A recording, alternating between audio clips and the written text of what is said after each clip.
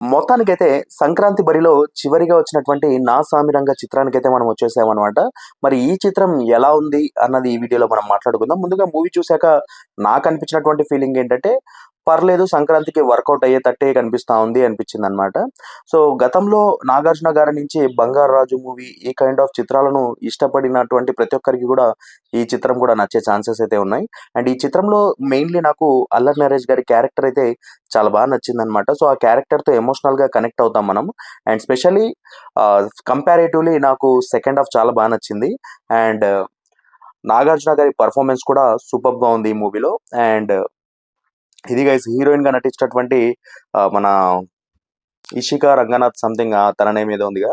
తను కూడా బానే పెర్ఫార్మ్ చేసిందనమాట.